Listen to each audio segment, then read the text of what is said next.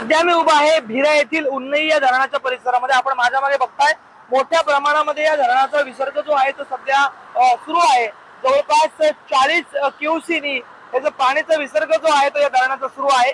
आपण जर पाहिलं तर खाली कुंडलिका नदीला जो आहे तो याच धरणाचं जे पाणी आहे ते जाऊन मिळतं आणि सध्याच आपण पाहिलं तर कुंडलिका नदीने इशारा पातळी जी आहे ती ओलांडलेली आहे। आपण हे दृश्य पाहताय, हे उन्नई धरण आहे आणि उन्नई धरणाचा सध्या 41.20 एवढा क्यूसेकनी जे पाणी आहे ते विसर्ग केलं जात आहे।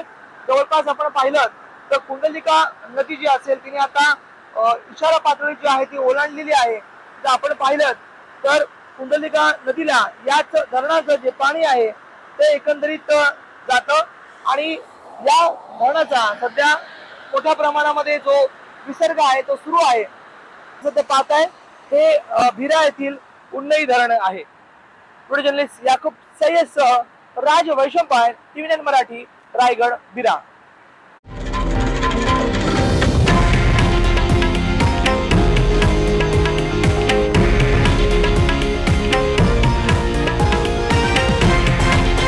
हे आहे देशातील नंबर 1 न्यूज नेटवर्क आणि आपण पाहत आहात TV9 मराठी, एकमेव।